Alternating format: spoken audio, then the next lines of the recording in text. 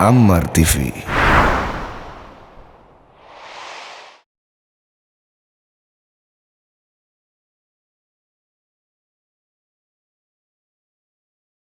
Assalamualaikum warahmatullahi wabarakatuh. Alhamdulillah hamdan katsiran thayyiban mubarakan fihi kama yuhibbu rabbuna wa yarda. Wassalatu wassalamu ala nabiyyina Muhammad wa ala alihi wa sahbihi wa man sara ala nahjihi bi ihsanin ila yaumiddin wa ba'd. Hadirin bapak-bapak dan ibu-ibu sekalian, jamaah Masjid Al-Muhajirin yang saya hormati dan saya muliakan karena Allah Subhanahu wa taala. Tidak ada kata yang pantas untuk kita ucapkan di awal perjumpaan kita kali ini kecuali bersyukur kepada Allah Jalla wa Ala atas segala nikmat dan karunia yang Allah limpahkan kepada kita. Nikmat yang tidak mungkin kita bisa hitung satu demi satu. Nikmat yang senantiasa menyertai derap langkah kita dan menemani detakan-detakan jantung kita. Allah Subhanahu wa taala berfirman, "Wa in ta'udu ni'matallahi la tuhsuha." Dan jika kalian ingin menghitung-hitung nikmat Allah, maka kalian tidak akan mampu bisa menghitungnya. Dan nikmat yang harus kita syukuri adalah perjumpaan kita pada malam hari ini. Dan semoga kita termasuk ke dalam sabda Nabi sallallahu alaihi wasallam, yaitu orang-orang yang bertemu karena Allah dan nanti berpisah pun karena Allah Subhanahu wa taala. Orang-orang yang akan mendapatkan naungan pada hari kiamat di saat tidak ada naungan kecuali naungan dari Allah Subhanahu wa taala. Rajulan tahabba fillah ijtama'a alaihi wa tafarraqa alaihi. Itu dua orang yang bertemu karena Allah dan berpisah pun karena Allah Subhanahu wa taala. Semoga pertemuan perdana kita pada malam hari ini benar-benar dilandasi karena Allah Subhanahu wa taala. Hadirin yang dirahmati oleh Allah Subhanahu wa taala, selanjutnya salawat dan salam semoga senantiasa tercurahkan kepada kedua kita, uswah hasanah kita, Nabi besar Nabi Muhammad sallallahu alaihi wasallam beserta para keluarga, para sahabat dan orang-orang yang istiqomah berjalan di bawah naungan sunnah beliau sampai hari kiamat kelak. Dan hadirin yang dirahmati oleh Allah Subhanahu wa taala, selanjutnya Nabi SAW bersabda, la yashkurullah man la yashkurun nas. Tidak bersyukur kepada Allah orang yang tidak bersyukur kepada manusia. Oleh karena itu untayan rasa syukur kami berikan kepada DKM dan jamaah Masjid Al-Muhajirin yang telah memberikan kesempatan sehingga acara yang semoga diberkahi oleh Allah Subhanahu wa taala ini bisa terlaksana pada malam hari ini. Hadirin yang dirahmati oleh Allah Subhanahu wa taala, tema yang diminta agar kita bahas pada malam hari ini adalah apakah engkau telah membalas jasanya? Sebuah tema yang merupakan pertanyaan. Dan pertanyaan ini ditujukan kepada kita hadirin sekalian. Apakah kita telah membalas jasa-jasa orang tua kita? Pertanyaan yang harus kita jawab sebelum Allah bertanya kepada kita pada hari kiamat nanti. Sudahkah kita membalas jasa ayah kita? Dan apakah kita telah membalas jasa ibu kita? Hadirin, kalau pertanyaan ini dilemparkan kepada jamaah sekalian, bapak-bapak dan ibu sekalian, kira-kira jawabannya apa ya? Ini sudah pada balas jasa orang tua atau belum? Rencananya kapan kalau belum, Pak? Hah? Kapan? Besok? Hah? Besok, Masya Allah. Rencana besok mau buat apa nih? Ibu-ibu sudah balas jasa orang tua, Bu? Udah ibu-ibu, Masya Allah. Udah Bu, Ibu diam. Diamnya wanita itu tandanya setuju kata Nabi SAW. Wifaquha somatuha. Diamnya gadis itu artinya setuju. Ini kayaknya gadis-gadis semua yang ada di sini. Hadirin yang dirahmati oleh Allah Subhanahu wa taala. Gimana jawabannya nih? Sudah atau belum? Belum maksimal. Hadirin, jawabannya keliru. Berarti sudah Pak Ustaz. Lebih keliru lagi. Kenapa demikian? Karena kalau pertanyaannya sudahkah kita membalas jasa-jasa orang tua kita, maka jawaban yang benar adalah tidak akan pernah terbalas. Bukan belum, tidak akan pernah. Baginda Rasul sallallahu alaihi wasallam bersabda dalam hadis riwayat Imam Muslim, la yajzi waladun walidah illa an yajidahu mamluka fayashtariyahu fayu'tiqa. Seorang anak tidak akan mungkin membalas jasa-jasa orang tuanya kecuali dalam satu kondisi, dan saya pastikan kondisi ini tidak ada di Bali. Di Jakarta Pak Ustadz tidak ada juga. Kecuali kata Nabi SAW, seseorang anak mendapatkan orang tuanya menjadi budak, lalu ia beli, lalu ia merdekakan orang tuanya tersebut. Itulah satu-satunya pengecualian, satu-satunya kesempatan seseorang dinyatakan telah membalas jasa kedua orang tuanya. Nah, saya ingin tanya, di Bali ada budak nggak? Ustadz, orang tua saya TKW Pak Ustadz. Di Saudi jadi asisten rumah tangga. Hadirin, asisten rumah tangga bukan budak.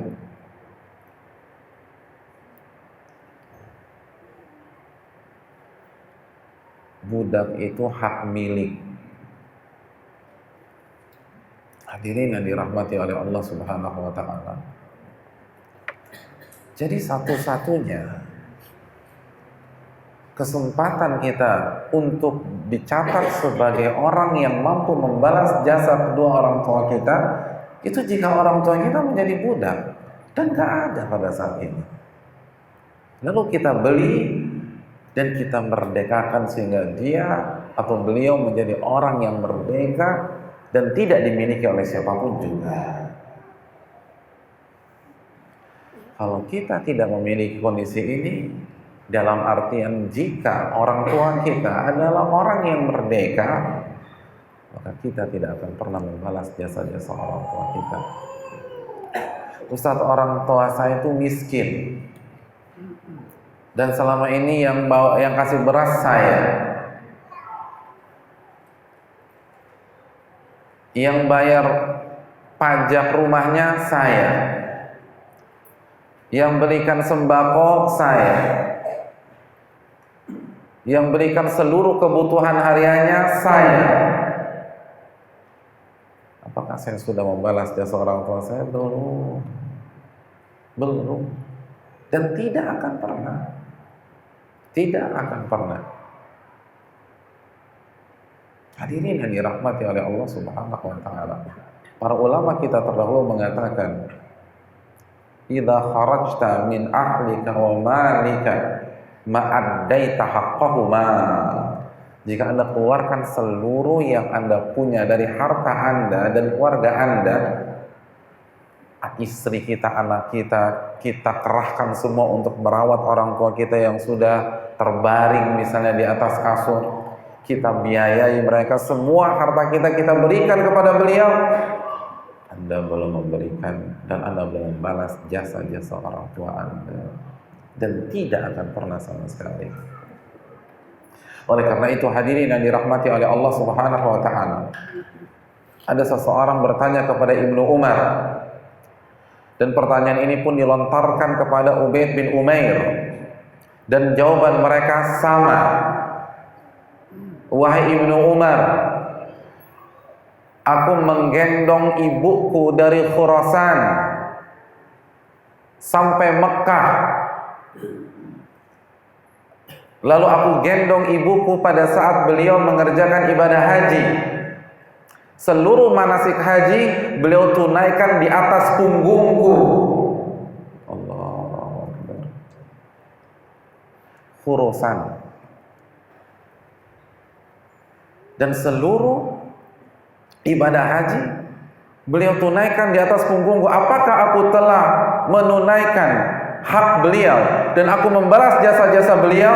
Apa kata Ibnu Umar? La wala bil talqatin wahidah. Tidak, walaupun hanya sakit pertama pada saat mulai kontraksi melahirkan Anda. Tidak ada yang bisa membalas hal tersebut. Jadi ketika ibu kita mulai kontraksi, rasa sakit pertama itu tidak bisa dibayar dengan menggendongnya. Dari mana? Dari Khurasan. Siapa yang tahu berapa jarak antara Khurasan dan Mekah? Ayo, pelajaran IPS-nya dapat berapa nih? Khurasan ke Mekah berapa kilo?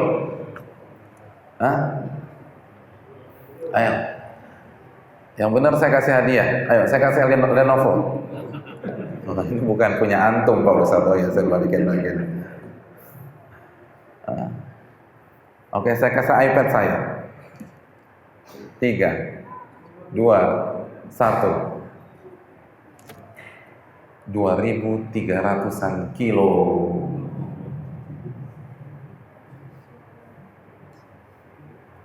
2.300 kilo menggendong ibu. Sampai Mekah tinggal di hotel berbintang? Tidak. Begitu sampai Mekah, masuk tanggal 8 hari Tarwiyah, masuk ke Mina menggendong ibu. Lalu dari Mina ke Arafah tanggal 9 digendong ibunya. Ibunya berdoa di atas punggungnya. Lalu setelah terbenam matahari pergi ke Musdalifah, kembali dengan gendongannya. Lalu dari Musdalifah, setelah berdoa di Masy'aril Haram, berangkat lagi kemana? Ke Mina untuk lempar jumrah Aqabah. Lalu bertahallul, lalu berangkat lagi ke Masjidil Haram untuk mengerjakan tawaf ifadah. Lalu sa'i haji, lalu balik lagi ke Mina, gendong ibu. Hadirin yang dirahmati oleh Allah.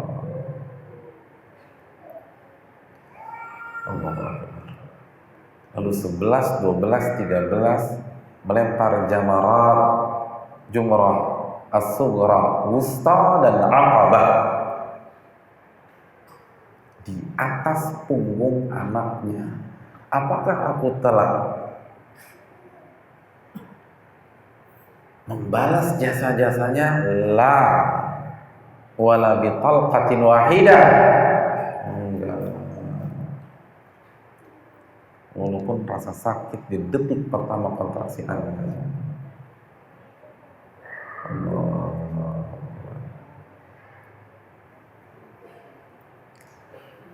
Adakah orang yang sekarang mengatakan besok saya berikan hak orang tua saya, Pak Ustaz? Nggak bisa. Siapa yang sanggup menggendong ibu 2.300 kilo? Bali Jakarta aja berapa kilo? 1.500. Subhanallah. Bolak-balik.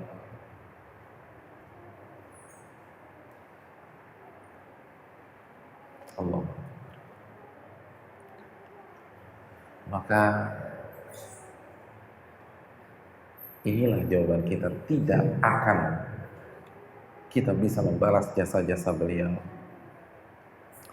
tapi yang bisa membuat kita bernafas lega. Ibnu Umar tidak memberhentikan ucapan beliau sampai di situ saja. Ibnu Umar memberikan harapan kepada kita semua. Qad ahsanta, wahai anak muda, engkau telah melakukan sebuah perbuatan yang sangat baik, walaupun belum membalas jasa-jasa orang tuamu.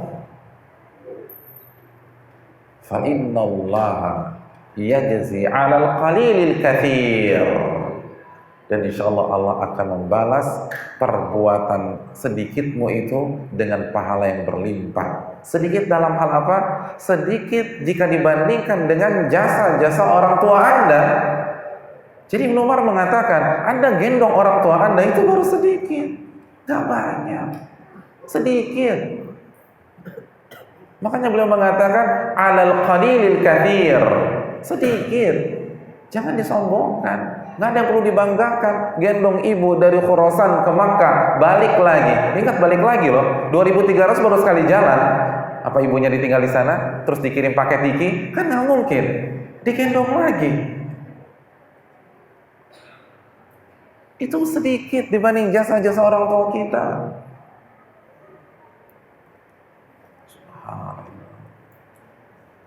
Jadi kalau itu masih dikatakan sedikit oleh para ulama, para sahabat, bagaimana kalau mereka melihat kita pada hari ini yang nggak punya waktu menziarahi ibu kita karena sibuknya pekerjaan kita,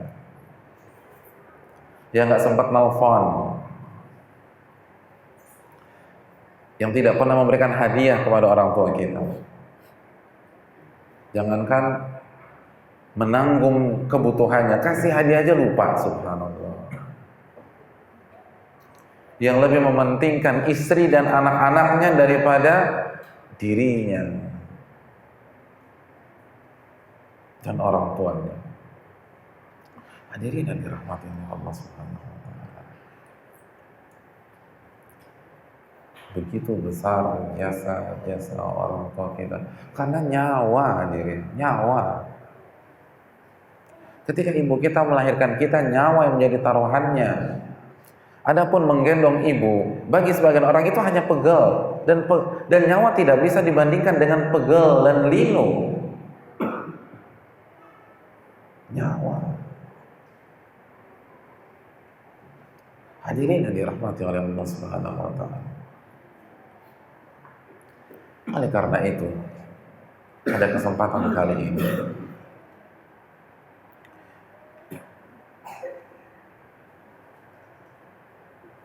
kita jawab bahwa kita tidak akan bisa membalas jasa-jasa mereka berdua. Namun kita berharap sedikit yang bisa kita lakukan untuk mereka, Allah ganjar dengan pahala yang sangat berlimpah sebagaimana apa yang dikatakan Ibnu Umar di atas. Apa sedikit itu? Marilah kita jadikan Al-Isra ayat 23 dan 24 menjadi panduan kita untuk membalas, mohon maaf, bukan membalas, tapi untuk melakukan yang sedikit tersebut. Allah Subhanahu wa taala berfirman dalam surat Al-Isra ayat 23, wa qada rabbuka alla ta'budu illa iyyah wa bil walidaini ihsana imma yablughanna indakal kibar ahaduhuma aw kilahuma fala taqul lahumā uff wa la tanharhumā wa qul lahumā qawlan karima. Hadirin yang dirahmati oleh Allah Subhanahu wa taala. Wa qada rabbuka alla ta'budu illa iyyahu wa bil walidayni ihsana. Dan Allah telah putuskan, Allah telah wajibkan agar kalian tidak beribadah kecuali kepada Allah Subhanahu wa taala, wa bil walidaini ihsana, dan berbakti kepada kedua orang tua Anda.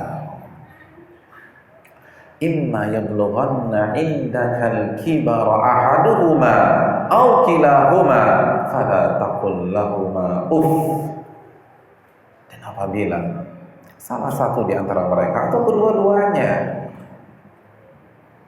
menghabiskan masa tuanya di sisi Anda, Fala taqul lahuma uff, jangan mengatakan uff, wala tanharhuma, dan jangan hardik mereka. Aqul lahuma qawlan karima,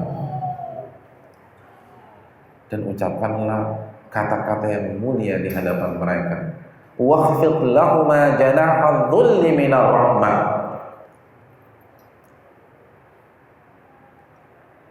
dan jangan Anda kepakkan sayapmu, tutup, sebagai simbol merendahkan hati Anda, sebagai simbol kehinaan Anda di hadapannya, kerendahan Anda di hadapannya, dan karena Anda sayang kepada dia. Wa qur rabbirhamhuma kama rabbayani shaghira, dan berdoalah rabbirhamhuma, ya Allah rahmatilah keduanya sebagaimana mereka berdua telah mendidikku semenjak aku kecil. Ayat yang sangat terkenal. Dan bagi seorang anak, ayat ini tidak pernah mengenal kata kadaluarsa. Bagi orang beriman, ayat ini adalah pelita. Allah menjelaskan bagaimana kita melakukan yang sedikit itu di dalam ayat ini. Yang pertama, kata Allah Subhanahu wa taala, wa bil walidaini ihsana, berbakti kepada orang tua. Berbakti kepada orang tua. Hadirin yang dirahmati oleh Allah Subhanahu wa taala. Ali bin Abi Thalib pernah mengatakan al-ajabul ajab, yang aneh dan yang sungguh aneh. Ada orang yang telah membaca surat Luqman atau surat Al-Isra, lalu dia tidak berbakti kepada kedua orang tuanya. Bukankah Allah menggabungkan antara bakti dengan Allah Subhanahu wa taala? Jadi dalam ayat-ayat tersebut Allah tidak hanya memerintahkan kita berbakti begitu saja, tapi Allah perintahkan kita berbakti setelah Allah perintahkan kita hanya beribadah kepadanya. Jadi orang tua disandingkan dengan Allah dalam beberapa ayat di dalam Al-Quranul Karim. Lalu Anda berani durhaka kepada mereka berdua? Aneh Anda ini, kata Ali bin Abi Thalib.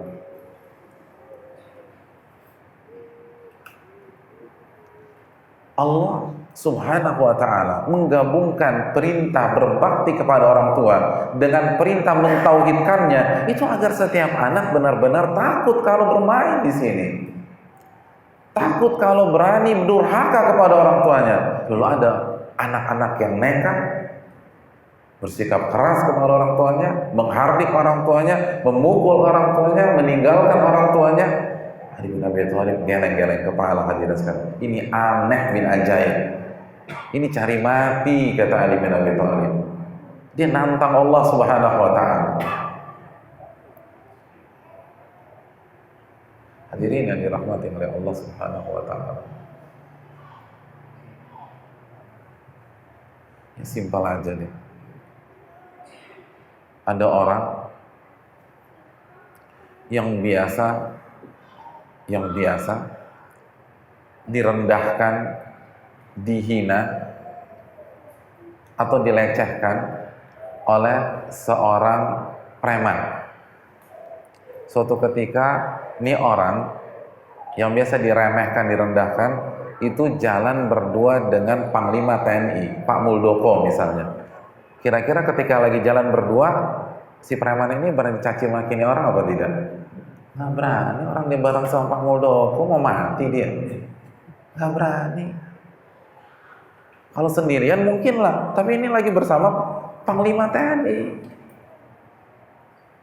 Nah, hadirin yang dirahmati oleh Allah Subhanahu wa taala, di dalam ayat ini berbakti kepada orang tua itu digandengkan dengan mentauhidkan Allah. Lalu Anda berani macam-macam dalam masalah ini? Repot hadirin sekalian. Itu yang dikatakan Ali bin Abi Thalib radhiyallahu taala aneh. Ada orang yang berani tetap durhaka ketika baca ayat-ayat seperti ini. Ini Rabbul Alamin, pemilik alam semesta, pemilik neraka.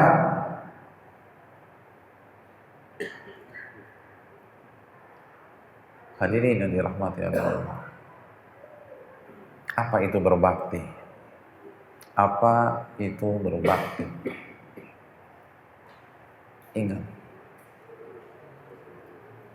berbakti adalah cara agar kita bukan membalas sekali lagi, tapi melakukan yang sedikit itu agar Allah ganjar kita dan Allah tidak cap kita sebagai anak yang durhaka. Tapi pertanyaan, apa itu berbakti? Al-Imam Ibnul Jauzi rahimahullahu ta'ala menyatakan bahwa berbakti kepada orang tua adalah taat kepada mereka selama tidak maksiat kepada Allah Subhanahu wa ta'ala.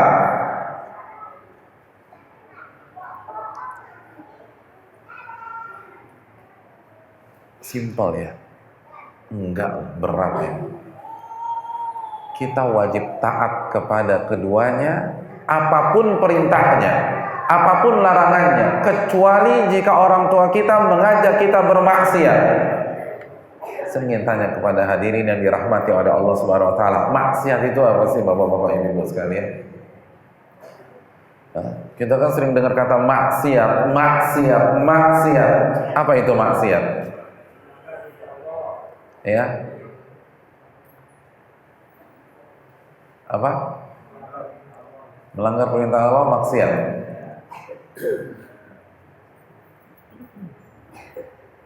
Yakin? Melanggar perintah Allah maksiat.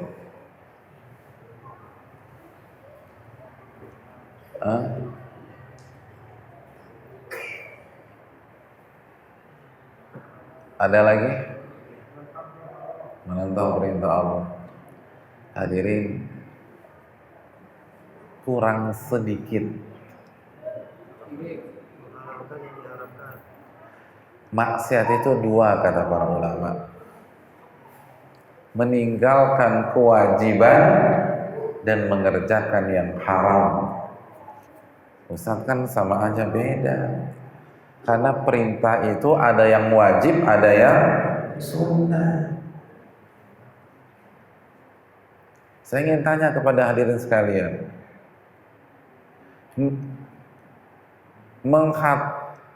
mengkhatamkan Al-Quran selama 1 bulan perintah Nabi bukan? Perintah Nabi. Perintah Nabi SAW. Dalam hadis surat Imam Ahmad, sum iqra'il Quran, hatamkan Al-Quran dalam waktu 1 bulan. Siapa yang setahun 12 kali hatam? Coba angkat tangan. Yang setahun 12 kali khatam. Setahun 12 kali khatam. Nggak ada? Oke, 15 kali. Nggak ada juga. Berarti 20 kali. Oh, berarti di atas 20 di baliknya luar biasa. Oh, nggak khatam. Ya Allah, padahal saya sudah husnudzon. Harusnya Bapak diam aja. Jadi saya pulang dari sini terkagum-kagum dengan Bapak Ibu sekalian. Nah, ketika kita nggak hatam-hatam seperti itu, dosa apa tidak? Tidak, karena perintah menghatamkan Al-Quran selama 1 bulan itu hukumnya sunnah, bukan wajib. Itu bukan maksiat. Tapi juga jangan nggak dibuka-buka atau mushaf salah juga. Hadirin dan dirahmati oleh Allah, itu maksiat. Maksiat adalah meninggalkan yang wajib dan mengerjakan yang haram. Oleh karena itu, camkan baik-baik apabila ayah dan ibu kita memerintahkan kita atau melarang kita sesuatu yang bukan wajib dan bukan yang haram, maka wajib kita taati. Pernah dengar tidak fatwa Atha bin Abi Rabah? Atha bin Abi Rabah menyatakan, madhab beliau, idza aqsamatil apabila ibumu bersumpah, nah demi Allah jangan anda sholat kecuali sholat 5 waktu dan Jumat, dan janganlah anda puasa kecuali Ramadan, anda wajib taat pada perintah tersebut. Gak boleh puasa selain Ramadan, kata Atha bin Abi Rabah. Luar biasa. Kalau kita puasa Senin Kamis, dosa kita. Kenapa? Karena melanggar permintaan ibu. Kan nggak maksiat. Itu bukan maksiat. Meninggalkan yang sunnah maksiat atau bukan? Bukan. Itu Atha bin Abi Rabah. Itu imam dan muftinya Masjidil Haram di kalangan tabi'in. Dan itulah penjelasan para ulama seperti Ibnul Jauzi. Ibnul Jauzi mengatakan apa? Wajib taat kecuali maksiat. Nabi bersabda, la ta'ata li makhlukin fi maksiati khaliq. Tidak ada ketaatan kepada Allah. Tidak ada ketaatan kepada makhluk. Tidak ada ketaatan kepada makhluk jika bermaksiat kepada Allah. Dan permintaan seperti itu bukan maksiat. Contoh simpel aja, kita lagi puasa Senin Kamis. Senin siang atau Senin jam 10 orang tua kita telepon. Nah, kamu ada waktu nggak nemenin ibu makan siang bareng yuk? Kira-kira kita batalin tidak puasa Senin Kamis kita? Wajib batal. Kalau kita tidak batal, dosa kita. Allah Akbar. Wajib kita batalkan. Kalau nggak, berdosa.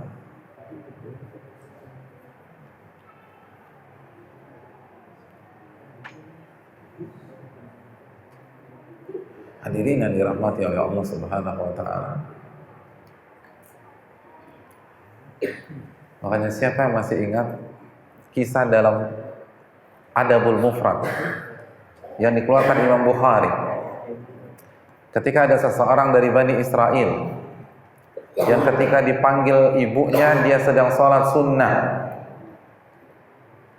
lalu dia tidak batalkan sholat sunnahnya tersebut dan membiarkan ibunya memanggil dia dan akhirnya pulang dalam kondisi kecewa. Dan ibunya mengatakan, ya Allah, jangan wafatkan anak saya sebelum melihat wajah pelacur. Siapa dia? Juraij.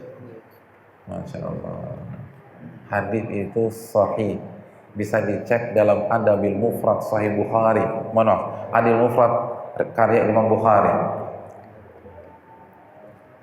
Dan diijabah oleh Allah. Ada seorang pelacur yang berzina dengan sang pengembala. Lalu ketika hamil, pelacur itu mengatakan bahwa ayah biologis dari anak ini adalah Juraij.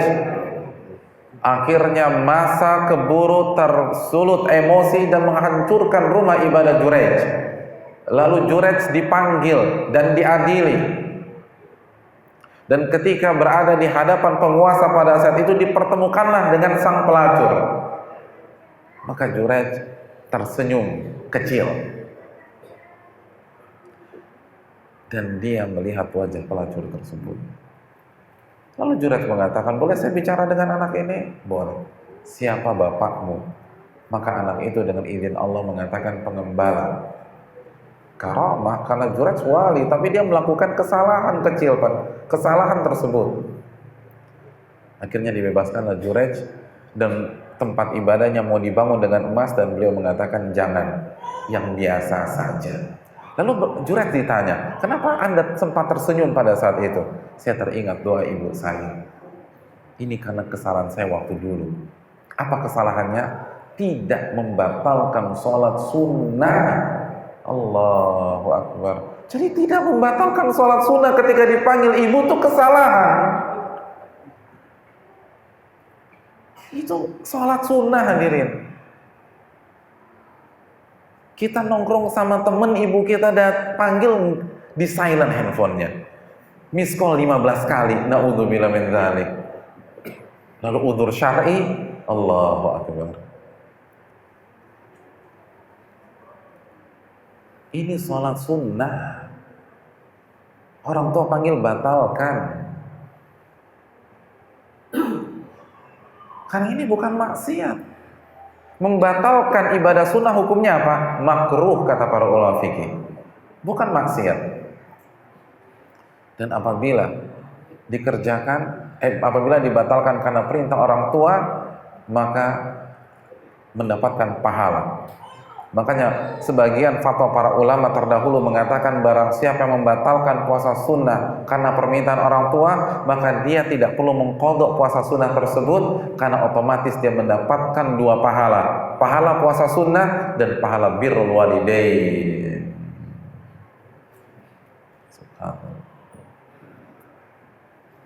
Dan itulah konsep para ulama.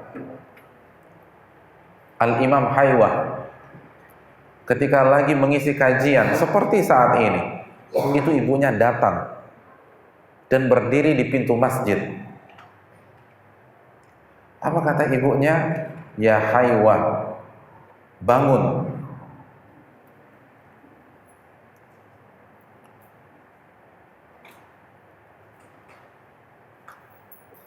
Pulang sama ibu, kasih makan anak-anak ayam kita. Ini jamaahnya, muridnya ribuan. Terus ibunya berdiri depan pintu, wahai Haywah, pulang sama ibu sekarang juga, kasih makan ayam. Ya Allah, apa yang dilakukan Haywah? Subhanakallahumma bihamdika asyhadu an la ilaha illa anta astaghfiruka wa atubu ilaik. Pulang sama ibunya, kasih makan ayam. Itu baru ulama. Coba kalau kita, ya mama bikin malu aku aja, jangan teriak-teriak, SMS kan bisa. Waduh, Masya Allah. Udah gitu kan misinya nggak bergengsi, kasih makan ayam. Kalau suruh perang gitu kan keren tuh. Ini kasih makan ayam di depan umum lagi. Subhanallah. Tapi bukan kasih makan ayam yang jadikan tolak ukur para ulama, tapi perintah orang tua wajib dan nggak bisa ditunda. Adapun mengisi kajian fardu kifayah, dan wajib sama fardu kifayah lebih menang wajib. Tutup, nanti bisa dilanjutin lagi. Subhanallah. Allah. Orang zaman sekarang, ibunya kesulitan ngubungin dia ketika dia sedang ngumpul sama teman-temannya. Ngumpul sama teman-temannya, lagi meeting, orang tuanya suruh nunggu, nggak bisa itu hadir. Nah, ini perbedaan kita dengan para ulama. Makanya hidup mereka berkah, rizki mengalir, sedangkan kita agak kesulitan mendapatkan rizki Allah Subhanahu wa ta'ala. Orang tua prioritas. Ibnu Asakir, muhadits besar itu pernah terlambat menghadiri pertemuan atau janji di negeri Asfahan. Ketika beliau datang, ini nggak biasa-biasanya Ibnu Asakir terlambat. Ketika beliau datang, ditanya oleh orang-orang, wahai imam, kenapa engkau terlambat? Lam ta'dzan li ummi, mohon maaf, ibuku tidak mengizinkan aku. Ibuku tidak mengizinkan aku. Masya Allah. Kalau kita berani nggak buat alasan begitu? Anak mama lu kan gitu kalau kita. Hari gini masih diatur-atur sama mama. Ini Ibnu Asakir, ulama besar. Kenapa mereka melakukan demikian? Kan mereka ingat sabda Nabi SAW dalam hadis Bukhari Muslim. Ada seseorang mendatangi Rasulullah SAW dalam hadis Abdullah bin Amr. Ubayyi'uka 'alal hijrati wal jihad abtagil ajra minallahi ta'ala. Ya Rasulullah, aku berbaiat, aku bersumpah setia denganmu untuk melakukan hijrah dan jihad semata-mata untuk mencari wajah Allah Subhanahu wa ta'ala. Nabi simpel aja nanyanya, fahallaka min walidaika ahadun hayy, apakah orang tuamu atau salah satunya masih hidup? Kan udah semangat-semangat nih ninggalin orang tua, mau hijrah sama mau jihad. Nabi tanya, orang tua masih hidup nggak? Atau salah satunya deh?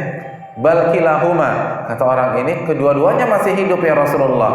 Lalu Nabi tanya balik orang tersebut, fatabtagil ajra minallahi ta'ala. Bener nih, mau cari pahala? Serius? Kata orang ini, na'am, iya ya Rasul. Iya ya Rasul. Kata Nabi SAW, farji ila walidaik fa'ahsin sohbatahum. Pulang lagi ke rumah dan berbaktilah kepada mereka berdua. Jangan hijrah sekarang, jangan berangkat jihad, pulang dan berbakti kepada mereka. Dalam riwayat, sebelum saya tutup, ketika ini orang keluar, orang tuanya nangis. Kata Nabi, irji ilaihima fa'adhikhuma kama abkaitahuma. Pulang ke rumah Anda, buat mereka tertawa sebagaimana Anda baru saja membuat mereka menangis. Aqulu qouli hadza wa astaghfirullah li wa lakum. Bagaimana cara kita membalas jasa-jasa orang tua kita? Mohon maaf, bukan membalas jasa, namun melakukan hal kecil sebagaimana yang dikatakan oleh Abdullah bin Umar di atas. Mari kita kembali kepada ayat tersebut. Allah menyatakan, Allah berfirman, imma yablughanna indakal kibara ahaduhuma aw kilahuma fala taqul lahuma uff wala tanharhuma wa qul lahuma qawlan karima wakhfid lahuma janaha dhulli minar rahmah. Dan jika mereka menghabiskan masa tuanya bersama dirimu, maka jangan mengatakan jangan hardik mereka, dan ucapkanlah kalimat yang mulia dan turunkan kepakan sayapmu.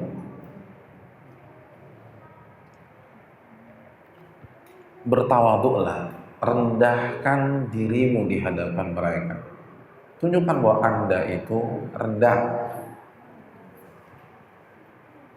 karena Anda sayang kepada dia atau mereka berdua. Dan berdoalah semoga Allah Subhanahu wa ta'ala merahmati mereka sebagaimana mereka mendidikku sejak kecil. Hadirin yang dirahmati oleh Allah Subhanahu wa ta'ala, karena panjangnya hal-hal yang ditekankan oleh Allah Subhanahu wa ta'ala, sedangkan kita hanya sampai jam berapa nih kan? Jam 10? Nggak sampai jam 10. Jam 10 aja kayaknya nggak cukup. Maka yang ingin saya tekankan, kesimpulan dari hal-hal di atas, bertawaduklah di hadapan orang tua kita. Bertawaduklah di hadapan orang tua kita. Rendahkan dirimu di hadapan mereka berdua dengan penuh kasih sayang. Wahfid lahuma janaha dhulli minar rahmah. Kata Allah, turunkan kepakan sayapmu. Ini adalah bahasa kiasan, maksudnya rendahkan dirimu. Tanggalkan pangkat kita ketika kita berbicara di hadapan orang tua. Tanggalkan kekayaan kita, lupakan dulu sejenak bahwa kita punya uang jika kita berhadapan dengan mereka berdua. Lupakan sejenak bahwa kita CEO di sebuah perusahaan besar. Lupakan sejenak bahwa kita adalah pemimpin. Lupakan sejenak bahwa pengikut kita banyak. Lupakan sejenak bahwa kita adalah tokoh masyarakat yang didengar. Wahfid lahuma janaha dhulli minar rahmah. Lupakan. Anda hanya seorang anak kecil di mata mereka berdua. Ibnu Abbas radhiyallahu ta'ala anhu menyatakan, hendaklah seorang anak ketika berhadapan di hadapan kedua orang tuanya kal abdil mudnib, seperti seorang budak yang baru saja melakukan kesalahan. Dia merasa rendah, dia tertunduk, dia tidak membusungkan dadanya, dia tidak suara tinggi, dia budak, dia tahu diri. Wahfid lahuma janaha dhulli minar rahmah, bersikaplah seperti Anda bukan siapa-siapa di hadapan mereka berdua. Oleh karena itu coba lihat, fala taqul lahuma jangan mengatakan jangan hardik, karena bahasa hardikan itu bahasa dari atas ke bawah, bukan bahasa bawah ke atas. Bawahan kita berani menghardik kita? Nggak berani ya.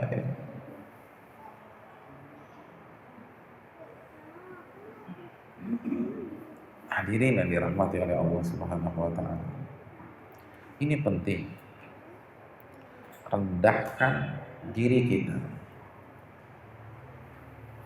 Atau kalau yang lebih tepat menurut versi bahasa Indonesia, rendahkan hati kita di hadapan mereka.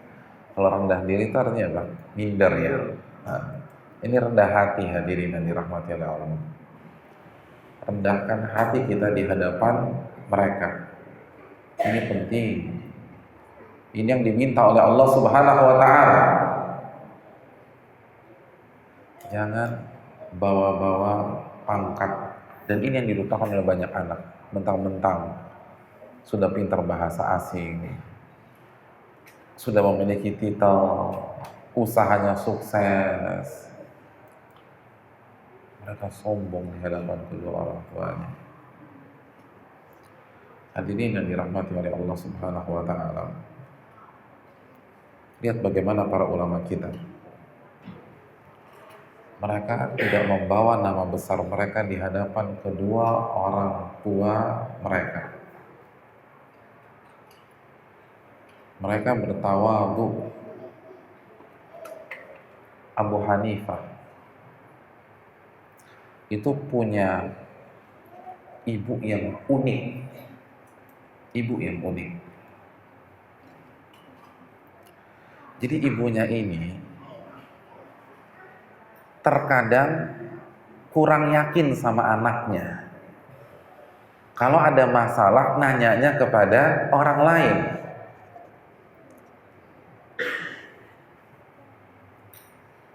Dalam sebuah riwayat,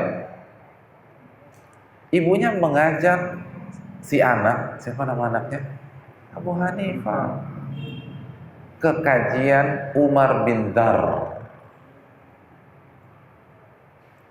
Kenapa ngajak anaknya ke Umar bin Dar? Hanya mau tanya beberapa masalah yang beliau tidak tahu. Allahu Akbar. Padahal anaknya ini imam di Irak. Ulama fikih sepakat gelar Abu Hanifah adalah imamu ahli ra'yi. Logika fikih Abu Hanifah itu terbaik sepanjang masa jika dibandingkan imam-imam yang lain. Logika fikihnya, permainan kiasnya itu nggak ada yang ngalahin. Dan kita tahu Imam Syafi'i adalah cucu muridnya, karena salah satu guru Imam Syafi'i siapa? Muhammad bin Hasan Syaibani, dan Muhammad Hasan Syaibani adalah murid dari Abu Hanifah. Tapi ibunya nggak mau nanya sama beliau. Nah, kita berangkat ke kajiannya Umar bin Dar.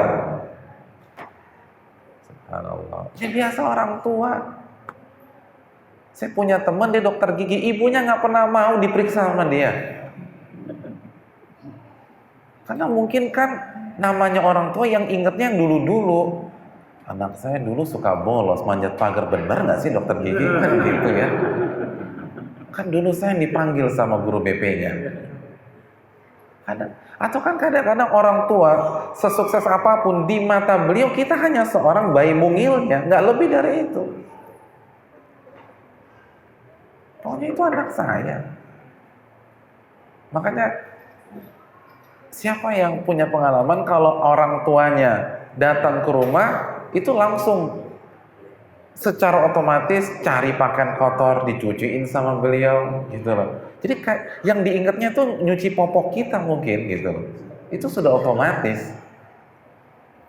Cerewet dalam masalah sarapan, padahal kita anak usia 45 tahun, ya Allah, masih disuruh makan telur setengah matang, masih disuruh minum susu, ya orang tua. Nah itu kira-kira ibunya Abu Hanifah. Hadirin yang dirahmati oleh Allah Subhanahu wa taala. Tapi Abu Hanifah nggak protes, diam. Abu Yusuf, ini murid terbaiknya Abu Hanifah, mengatakan ra'aitu Abu Hanifah yahmil ummahu ala himar ila majlisi Umar bin Dar karahiyata an yarudda 'ala al-ummi amraha. Aku pernah melihat Abu Hanifah menuntun ibunya naik keledai ke majlisnya Umar bin Dar. Karena Abu Hanifah nggak mau ibunya tersinggung kalau perintahnya itu ditolak. Tawadhu. Ya dah, mau kemana nih? Abu Umar bilang, ayo kita berangkat. Padahal kalau ditanya sama anaknya, nggak sampai 5 menit dibahas jauh semua. Kadang-kadang ada kasus lagi, ibunya ini itu pernah bersumpah. Sebagaimana riwayat dari Hasan bin Ziyad, halafat ummu Abi Hanifah biyaminin fahanathat. Ibunya Abu Hanifah pernah bersumpah. Lalu beliau melanggar sumpahnya. Jadi ibunya Abu Hanifah bersumpah dan sumpahnya itu dilanggar. Apa yang terjadi hadirin yang dirahmati oleh Allah Subhanahu wa taala? Ibunya bingung. Oh, gimana nih hukumnya nih? Fastaftat Abu Hanifah. Fa'aftaha falam tarda. Lalu nanya sama anaknya.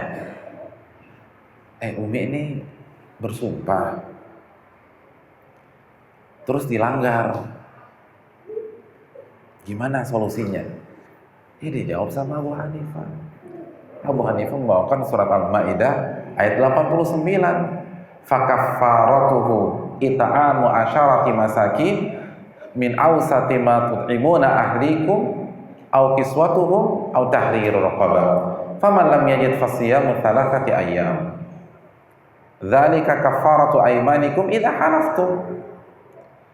Ini kalau misalnya kita nyumpah terus terlanggar, maka kafaratnya memberikan makan kepada 10 fakir miskin dengan makanan yang biasa kita konsumsi. Kita biasa makan kebuli gitu loh. Kita biasa makan udang goreng udang saus padang gitu loh. Kita biasa makan ayam taliwang gitu loh. Ya, ini yang punya ayam taliwang sampai kau bingung. Jadi jangan dikasih tempe orek, nggak boleh. Kan biasanya ayam taliwang. Atau memberikan pakaian kepada 10 fakir miskin, atau membebaskan budak. Kalau nggak ada uang, kalau nggak punya, kalau nggak bisa, baru berpuasa 3 hari. Hadirin yang dirahmati oleh Allah, simple. Karena pertanyaannya mudah. Jangankan Abu Hanifah, tanya santri atau orang yang baru kuliah di Fakultas Syariah, insya Allah bisa jawab. Al-Maidah 89 selesai. Ibunya nggak puas, falam tardo. Ini benar nggak sih? Ibu nggak percaya sama kamu? Bener nih nak? Iya benar. Al-Maidah 89. Nggak percaya ibunya. Lalu ibunya mengatakan, la arda illa bima yaqulu Zur'al Qas. Ibu belum percaya kecuali kalau sampai kita bertanya kepada Zur'atul Qas, seorang ulama, Zur'ah Al-Qas. Kita berangkat ke sana. Ya Allah, ini pertanyaan simpel. Kalau nanya mahasiswa Fakultas Syariah, mungkin semester 5, semester 6, insya Allah bisa jawab dengan gampang. Bisa jawab sambil merem. Ya iya, nggak ada hubungannya Pak Ustadz kan gitu ya. Pantesan aja bisa jawab sambil merem. Ini Abu Hanifah ditanya, nggak percaya ibunya. Saya nggak yakin sama kamu nak sampai kita tanya ke Zur'ah Al-Qas. Itu Abu Hanifah nggak bantah sama sekali. Dia bilang, ya mama, aku nggak percaya sih sama aku. Ini loh ayatnya loh nih. Enggak. Mau kemana mah? Zur'ah Al-Qas. Ayo kita berangkat. Berangkatlah sang anak dengan ibunya yang unik ini ke Zur'ah Al-Qas. Faqala Zur'ah mukhatiban Umma Abi Hanifah. Begitu bertemu dengan Zur'ah Al-Qas, ibunya langsung bertanya dengan pertanyaan yang persis ia tanyakan kepada anaknya. Wahai Zur'ah Al-Qas, saya ini bersumpah lalu melanggar, terus gimana nih kira-kira? Itu Zur'ah Al-Qas bingungnya setengah mati. Loh, kenapa nanya saya dalam hatinya? Ini sampainya Abu Hanifah. Nggak salah nih. Lalu Zur'ah Al-Qas berkata kepada ibunya Abu Hanifah, uftiki wa ma'aki faqihul Kufah. Saya ditanya dan saya ditanya, lalu saya harus berfatwa, sedangkan di samping kamu, wahai ibu, adalah orang paling pintar di Kufah. Apa kata Abu Hanifah? Aftiha bikada wa kada. Kalau bahasa kita udah jawab aja gini jawabannya. Jawab gini aja. Fa'aftaha, persis seperti bocorannya Abu Hanifah. Faradiyat. Lalu ibunya Abu Hanifah puas. Ini nih Masya Allah, betul nih. Luar biasa. Itu Abu Hanifah biasa aja. Dan Abu Hanifah no comment. Bener kan mah apa yang aku bilang? Mama sih nggak percaya sama aku. Nggak bilang begitu. Alhamdulillah ibuku puas. Pokoknya apa kata ibu lah. Ya Allah. Padahal dapat bocoran dari siapa? Abu Hanifah. Subhanallah. Ini luar biasa. Lihat Abu Hanifah benar-benar berperan sebagai orang nggak ngerti apa-apa. Beliau tanggalkan keimaman beliau. Beliau nggak mengatakan, ma anakmu ini imamnya orang Irak ma. Tanya deh sama tetangga kita ma, siapa yang paling pintar di Irak? Pasti anakmu ini yang dibilangin. Nggak bilang begitu. Mama mau ketemu siapa? Umar bin Dar, berangkat Umar bin Dar. Mau nanya siapa? Zur'ah Al-Qas, kita ke Zur'ah Al-Qas. Udah simpel deh. Waqfid lahuma janaha dhulli minar rahman. Itu baru ulama. Orang nomor 1 di Irak. Kita belum jadi orang paling kaya di Bali aja, ya Allah, gayanya kadang-kadang petantang-petenteng sama orang tua. Iya. Kayaknya ya Allah, ngeremehin banget sama orang tua kita. Baru punya gadget aja ya Allah, subhanallah. Mama gaptek nih, ya Allah, mamanya dibilang gaptek. Dia juga paling cuma bisa WA-an sama BBM aja. Kan begitu. Kadang-kadang ya Allah kita ngeremehin orang tua kita. Nggak boleh. Waqfid lahuma janaha dhulli. Itu udah, walaupun Anda paling pintar, udah pura-pura nggak ngerti aja depan orang tua deh. Oh gitu ya, Masya Allah. Luar biasa. Jadi waqfid lahuma janaha dhulli minar rahmah. Dan Abu Hanifah hadirin itu suka nyalonin ibunya, bukan artinya suka ngeramasin ibunya, bukan nyalon jadi pilkada, bukan, tapi salon maksud saya. Jadi suka ngeramasin rambut ibunya gitu loh. Terus kalau misalnya ibunya mau mencat ubannya, itu Abu Hanifah yang cat gitu. Subhanallah. Abu Hanifah nggak gengsi. Emangnya Abu Hanifah nggak punya murid? Banyak muridnya. Yang akhwat juga banyak. Orang ustadz zaman sekarang muridnya dari ibu-ibu banyak, ribuan mungkin. Ini Abu Hanifah orang nomor 1 di Kufah, muridnya banyak. Tapi untuk masalah ibu, beliau yang langsung turun tangan. Makanya tadi ketika ibunya minta diantarin ke Umar bin Dar dan Zur'ah Al-Qas, itu beliau yang nuntun keledai ibunya tuh beliau. Bukan nyuruh, ma nanti mama pergi aja sama asisten saya ya. Enggak. Abu Yusuf tolong nganterin mama nih. Enggak, beliau yang berangkat. Abu Hurairah ketika ibunya sudah buta, itu kalau ibunya mau pipis itu yang gendong tuh beliau. Nggak nyuruh suster, enggak, beliau. Jadi ini penting. Kita yang handle sendiri, kita yang turun. Kalau orang tua kita udah nggak bisa, kita yang cebokin. Wahfid lahum janaha dzulli. Kalau ibu kita atau ayah kita minta kita nganterin, kita nganter. Supir suruh istirahat, Pak supir tidur siang. Loh, bapak mau kemana? Mau nganterin ibu nih, gitu. Kita nyupirin, bukan kita tunjukkan bahwa kita punya supir di hadapan orang tua kita. Kan wahfid lahum janaha dzul, rendahkan diri Anda. Jangan tunjukkan Anda punya semuanya di hadapan ibu Anda. Jadi kita yang dorong, nganter ibu ke rumah sakit, cek kontrol. Jangan biarkan susternya yang dorong ibu kita yang dorong. Kita umrah bareng orang tua kita yang dorong. Jangan panggil mutawif, kita yang dorong. Ketika misalnya mau naik pesawat, kan biasanya disediakan oleh pramugari, bilang, Mbak, saya mau dorong. Mbak duduk manis saja. Ini ibu saya. Gitu. Jangan kita asik-asik, nenteng-nenteng, ibu kita didorong sama pramugarinya. Kan anaknya kita. Jangan tunjukkan kita bisa bayar orang, walaupun kita mampu. Walaupun kita mampu membayar 10 suster, 15 suster, 50 supir, kita yang bawa. Wahfid lahum janaha dzulli minar rahmah. Itu para ulama. Ulama nggak mewakili ke asistennya, nggak mewakili ke murid-muridnya, padahal mereka punya murid yang bayar ribuan. Tapi di hadapan orang tua, saya melayani, saya yang bawa mobil. Ibu, ayah tidur aja gitu. Kalau perlu tidur di belakang, kita depan. Itu udah kayak sopir beneran. Walaupun kita punya supir suruh istirahat aja.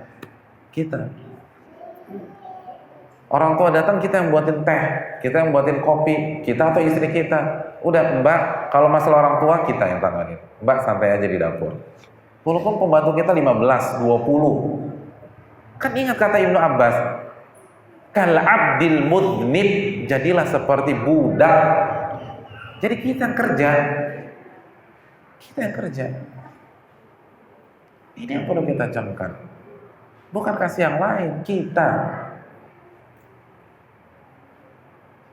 Walaupun kita bisa bayar orang, jangan tunjukkan bahwa anakmu kaya, jangan katakan demikian. Ini yang perlu kita camkan. Dan hadirin yang dirahmati oleh Allah Subhanahu wa taala, terakhir ungkapkanlah dengan kata-kata yang halus, kata-kata yang sopan, kata-kata yang santun. Hadirin yang dirahmati oleh Allah Subhanahu wa taala, lihat bagaimana Allah Subhanahu wa taala menyatakan fala taqul lahuma uff. Janganlah kalian mengatakan uff. Apa arti uff? Saya rasa bukan ya. Karena dalam hadis yang diriwayatkan oleh Al-Imam Dailami, Nabi SAW mengatakan, "Lau alimallahu azza wa jalla syai'an minal uquqi adna min uffin la harramahu." Kalau Allah mengetahui, dan Allah Maha mengetahui tentu saja. Artinya kalau ada kata penolakan yang lebih lembut, yang lebih halus dari uff, maka Allah akan gunakan kata tersebut dalam Al-Isra ayat 23 dan 24 tersebut. Tapi karena tidak ada lagi kata yang lebih lembut dan lebih halus dari uff, maka kata uff yang digunakan. Dan saya rasa itu bukan yang paling halus atau paling lembut. Ada lagi, makanya itu kan lebih lembut dari Nah itu nggak boleh, haram, dosa besar, nggak boleh. Ya, itu dosa besar. Itu nggak boleh, haram hukumnya. Luar biasa. Antum tahu tafsir Imam Mujahid tentang masalah ini? Mari kita simak ucapan Imam Mujahid. Idza ra'aita minhuma fi hali syekhil ghaita wal baula alladhi ra'ayahu minka fi sigari fala takdharhuma wa taqulu uff. Jika Anda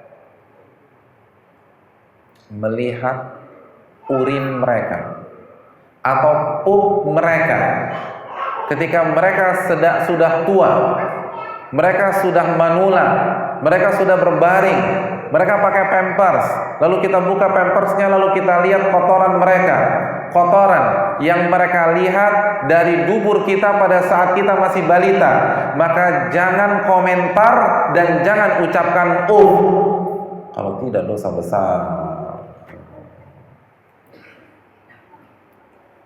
Jadi kita yang ganti pampers ayah kita nih. Sebau apapun kotoran tersebut, jangan sekali-kali buat ekspresi tidak nyaman. Kita buat ekspresi tidak nyaman, dosa besar. Kita tutup hidung, dosa besar. Kita pakai masker, dosa besar. Kecuali kalau masker berkaitan dengan penyakit ya. Tapi kalau masker karena nggak tahan, dosa besar. Saya ingin bertanya, ada tidak orang tua yang mengganti popok anaknya pakai masker? Nggak ada. Ada orang tua ketika mengganti pampers anaknya itu tutup hidung? Nggak ada. Ada tidak ibu yang menceboki anaknya ketika pup dia tutup hidung? Tidak. Maka jangan Anda lakukan, kata Imam Mujahid.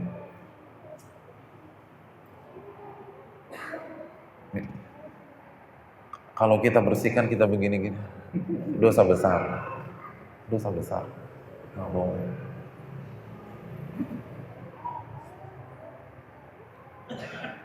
Pasang fan. Alhamdulillah, dosa besar. Nggak boleh. No comment. Selembut apapun ketidaknyamannya nggak boleh kita ungkapkan, sebagaimana mereka tidak pernah mengungkapkannya. Itu seorang ibu ketika anak kecilnya pup itu senengnya minta ampun, karena itu menunjukkan pencernaannya lancar. Lalu Anda tunggu susternya belum datang, nanti jam 10 baru datang. Oh, luar biasa. Gak boleh, haram. Makanya ingat kata Ibnu Abbas, kal abdil mudnib, seperti budak udah kerjain. Jangan komentar. Walaupun Anda adalah owner dari sebuah perusahaan yang memiliki puluhan cabang di Indonesia, ganti pampers ayah Anda, jangan suruh orang lain. Anda yang ganti, dan jangan komentar. Walaupun selama ini parfum Anda 2 juta, 3 juta, ketika mencium itu jangan komentar. Kalau Anda mengatakan dosa besar. Luar biasa ya. Lalu di mana posisi kita dengan surat Al-Isra ayat 23 dan 24 tersebut? Ini yang harus kita jawab. Dan mungkin ini yang bisa saya sampaikan. Semoga bermanfaat khususnya bagi diri saya pribadi dan antum semua. Dan semoga kita bisa memperbaiki diri untuk mengerjakan hal kecil tersebut, karena kita tidak mungkin membalas jasa orang tua kita. Kita buka sesi tanya jawab. Barang siapa ingin bertanya atau memberikan koreksi jika saya ada kesalahan, saya berikan kesempatan. Wassalamualaikum ala nabiyina Muhammad wa ala alihi wa sahbihi ajma'in.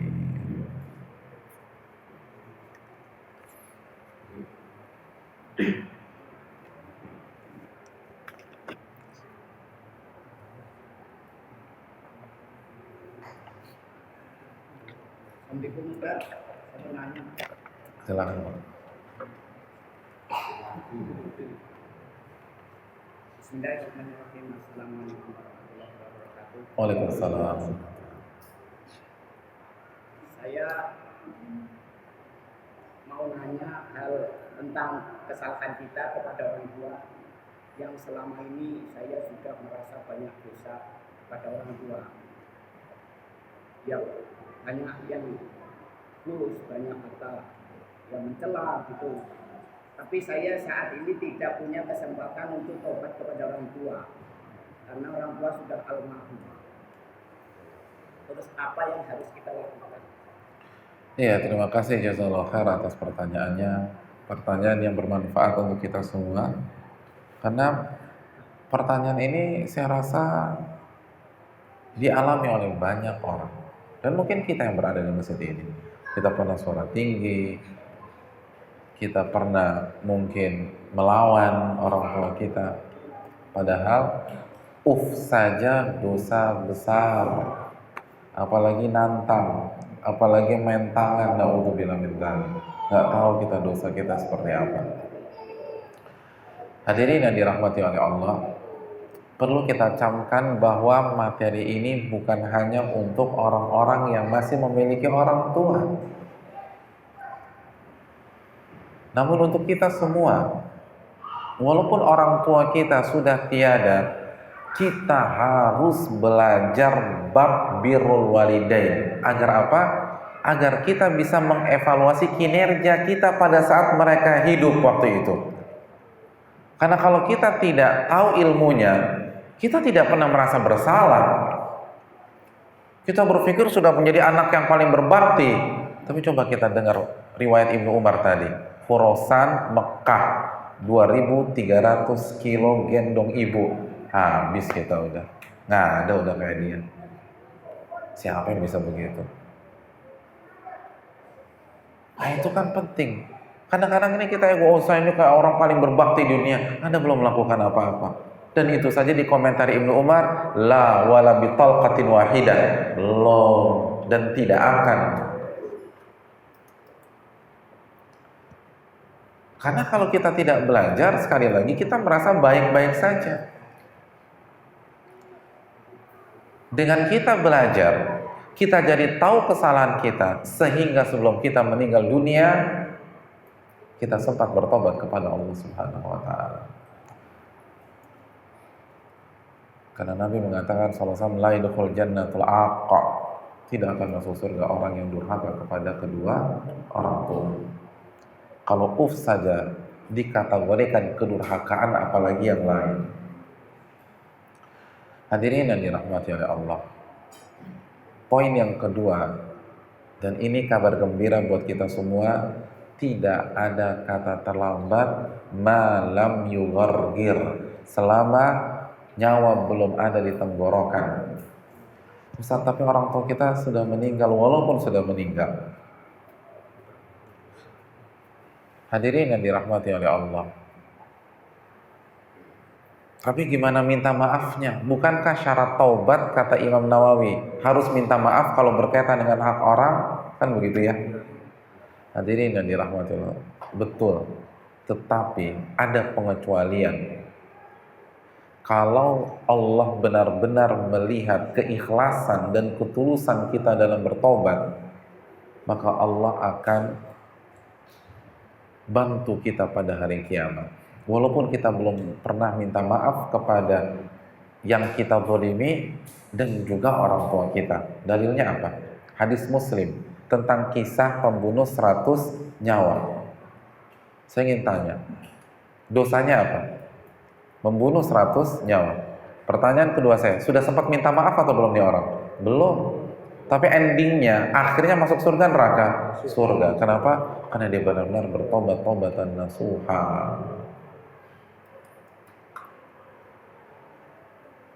Kita harus habis-habisan dalam taubat, dan bukan hanya taubat parsial ini saja.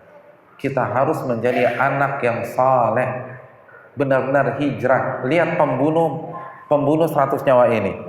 Dia bukan hanya bertobat dari pembunuhan, tapi dia hijrah dari negerinya ke negeri baru yang berisi orang-orang saleh. Jadi benar-benar dia buka lembaran baru, dia tutup buku. Makanya Allah terima. Hadirin yang dirahmati oleh Allah Subhanahu wa Ta'ala. Oleh karena itu, yang harus kita lakukan adalah benar-benar taubatan nasuha. Evaluasi seluruhnya, taubat dari segala dosa, baik durhaka maupun seluruhnya, dan pelajarilah ilmu agama dan amalkan dalam kehidupan kita sehari-hari.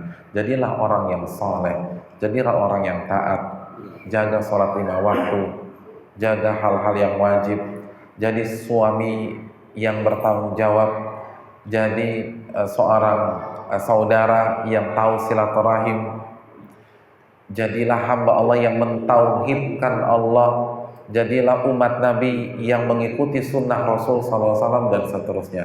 Itu cara taubatnya yang pertama. Yang kedua, hadirin yang dirahmati oleh Allah, kesempatan berbakti itu masih terbuka lebar. Dengan cara apa? Dengan cara lagi-lagi menjadi anak yang soleh secara umum dan doa secara khusus. Karena kita tahu bersama, setiap ibadah dan amal soleh yang dikerjakan seorang anak secara otomatis masuk ke rekening pahala orang tua. Al-waladu min kasbil walidi au kama qala. Nabi SAW bersabda, seseorang itu hasil usaha orang tuanya. Dan Allah berfirman, wa allaisa lil insani illa ma sa'a, dan seseorang itu tidak mendapatkan sesuatu tidak mendapatkan pahala kecuali hasil usahanya. Dan Nabi mengatakan tadi, anak itu adalah bagian dari usaha orang tua. Maka setiap anak sholat subuh, maka orang tua langsung dapat pahala sholat subuh. Setiap anak sholat duhur, orang tua langsung dapat pahala sholat duhur. Setiap kita sholat asar, orang tua dapat pahala sholat asar secara otomatis. Oleh karena itu, banyak para ulama mengatakan penyebutan doa dalam hadis Bukhari, waladin saleh yad'ulah, anak yang saleh yang mendoakan dirinya. Penyebutan doa itu bukan pengkhususan hanya doa yang nyampe, tapi ini sampel, ini contoh, karena doa adalah ibadah terbaik. Ad-du'a huwal ibadah. Doa adalah inti dari ibadah, kata Nabi SAW. Oleh karena itu, sekarang saatnya untuk menjadi anak yang soleh, untuk menjadi anak yang taat kepada Allah, karena setiap amal ibadah kita akan menolong orang tua kita di alam barzakh nanti. Bahkan hadirin, inilah momentumnya. Kalau pada saat mereka hidup, kita nggak perhatian sama mereka, kita nggak pernah kirim makanan sama mereka, insya Allah mereka masih bisa makan, kan gitu ya, pasti. Karena seseorang tidak akan atau akan mendapatkan jatah rezeki sampai meninggal. Jadi kalau kita nggak kasih makanan, kita nggak kasih uang belanjaan, insya Allah beliau masih bisa makan. Dari saudara-saudara kita yang perhatian, dari tetangga, dari warisan kakek nenek kita, atau punya sawah sendiri. Tapi kalau hari ini, saat mereka sudah terkubur di alam barzakh, tidak ada lagi sujud, tidak ada lagi ruku, tidak ada lagi puasa Ramadan, tidak ada lagi puasa Senin Kamis atau Ayyamul Bid. Mereka benar-benar mengandalkan anak-anaknya. Mereka benar-benar mengandalkan anak-anaknya. Maka kita harus menjadi anak yang berbakti, karena orang tua kita menunggu pahala-pahala kita. Mereka sekarang tidak perlu makanan, mereka tidak perlu uang. Yang mereka butuhkan adalah transferan pahala demi pahala kita. Jadi membantu orang tua ketika mereka meninggal dan menjadi anak yang soleh setelah mereka meninggal itu lebih urgent, lebih mendesak, lebih genting daripada sebelumnya. Maka inilah yang harus kita camkan bersama-sama. Wallahu ta'ala alam bisawab. Mungkin itu ya. Pertanyaan terakhir ya, udah jam segini. Orang tua saya sudah meninggal. Saya kini hanya mempunyai mertua, ibu dan ayah. Jadi orang tua ibu dan ayah ya, bapak mertua, ibu mertua. Pertanyaan, bagaimana cara berbakti kepada orang tua yang sudah meninggal, dan bagaimana cara berbakti kepada mertua? Apakah ada batasannya? Ya, terima kasih, jazakallahu khairan. Kalau orang tua kita sudah meninggal, sudah kita jelaskan. Hadirin yang dirahmati oleh Allah, mertua itu bukan orang tua kita. Walaupun kita panggil ayah dan ibu, kan ayah dan ibu juga. Nah, inilah rancunya bahasa Indonesia. Kita bisa manggil ayah ibu ke banyak orang. Kita bisa manggil tante ke banyak orang. Semuanya tante. Semua om gitu ya. Om. Semua bibi misalnya. Tapi bahasa Arab tidak demikian. Orang tua itu walid, birrul walidain. Arti walid adalah orang yang melahirkan kita. Nah, itu kan tegas tuh. Orang yang melahirkan. Mertua melahirkan kita tidak? Tidak. Berarti tidak masuk ke bab birrul walidain. Tapi yang perlu kita camkan, ini menarik. Dalam Islam tidak ada istilah mantan mertua. Kenapa demikian? Maksudnya apa sih? Maksudnya hubungan menantu dan mertua itu selama-lamanya sampai meninggal dunia. Dalam Islam ada istilah mantan suami, mantan istri. Begitu terjadi perceraian, selesai. Kita nggak boleh lagi berdua-duaan dengan mantan suami atau mantan istri kita. Dia orang lain. Tapi mertua, tidak. Dia mahram kita selama-lamanya. Dia mahram kita selama-lamanya. Hubungannya erat. Ini yang perlu kita camkan. Hadirin yang dirahmati oleh Allah Subhanahu wa taala. Itu poin yang pertama. Maka kita punya hubungan spesial dengan mereka. Yang kedua, berbakti kepada mertua itu adalah sarana atau bagian dari berbakti kepada suami kita. Atau kalau kita adalah seorang suami, itu adalah bagian berbuat baik kepada istri kita. Khairukum li ahli wa ana khairukum li ahli. Hadis Tirmidzi. Sebaik-baik kalian yang paling baik dengan istri, dan aku orang yang paling baik dengan istri. Lihat bagaimana Nabi besar Nabi Muhammad SAW memuliakan mertua beliau Abu Bakar As-Siddiq radhiyallahu taala anhu. Jadi sekali lagi, ini bagian. Kalau misalnya kita posisi sebagai seorang istri, ini bagian dari taat kepada suami. Dan suami kita surga kita atau neraka kita, hadirin. Dan kalau kita sebagai suami, ini adalah bagian dari bukti kebaikan kita sebagai seorang laki-laki yang sudah beristri.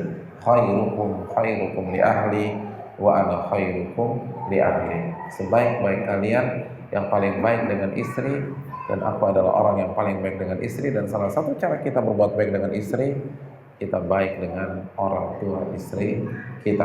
Saya rasa cukup sampai di sini. Terima kasih jazakallahu khairan atas atensi dan perhatian. Dan saya ucapkan beribu-ribu terima kasih kepada teman-teman dari Bali Mengaji dan juga DKM Masjid Al-Muhajirin yang telah bekerja sama bersinergi sehingga kajian pada malam hari ini bisa terlaksana. Semoga bermanfaat bagi kita semua, dan saya mohon maaf apabila ada hal yang kurang, dan pasti ada yang kurang atau kesalahan yang meluncur dari lisan saya. Saya ingatkan, buang saja apa yang saya katakan dan ikutilah sunnah Nabi SAW. Imam Syafi'i pernah mengatakan, idza khalafa qawli qala Rasul fadribu bi qawli ardhil haid.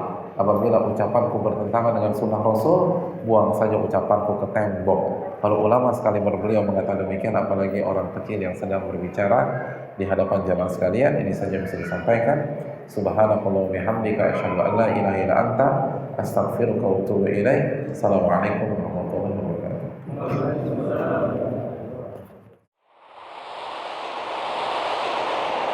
Ammar TV.